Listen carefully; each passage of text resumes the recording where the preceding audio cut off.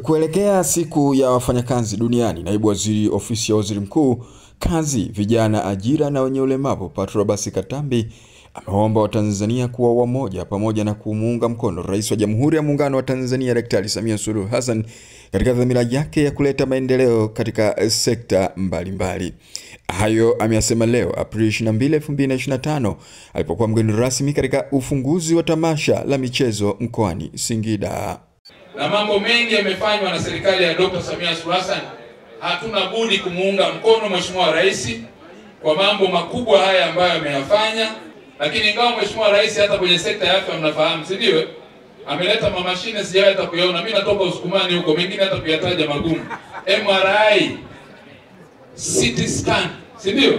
Unatibiwa. Hauendi nje ya nchi. Pige makofi Dr. Samia Suluhu Hassan. Kafungua mahospitali, vituo vya afya mpaka pale kwangu Shinyanga pale kuna hospitali ya rufaa. Pamoja na vifaa bora vya tiba ambavyo amevileta kwenye nchi nzima, pamoja na wauguzi na madaktari bingwa, bado anataka wafanyakazi wawe na afya njema ya mwili na roho na akili. Lakini pia serikali imetoa zaidi ya shilingi bilioni 1.58 kwa ajili ya kuwezesha ushiriki wa timu zetu katika mashindano mbalimbali ya kimataifa.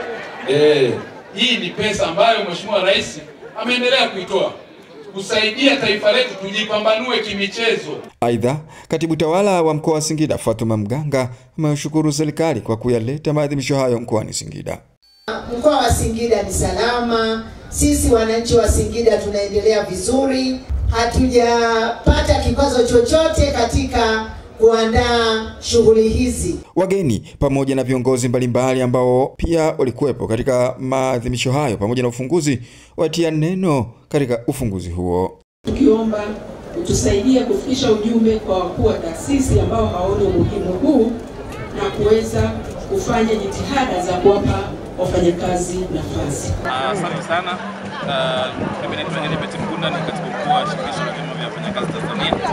Na sisi ndio wenye shughuli. Kwa kweli tunashukuru sana Singida.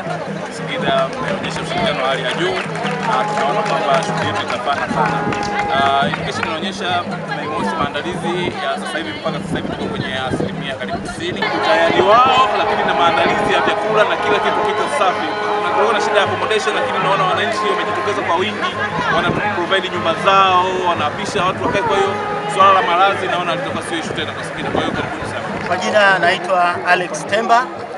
Atupishe. Pia tunaomba tuchukue nafasi hii kumshukuru mkuu wa mkoa na kamati yote na secretariat, kamati za ulinzi na usalama, kamati ya burudani na michezo kwa ushirikiano mkubwa waliotupa siku zote toka tarehe 14 tulipokuwepo hapa mkoani Singida.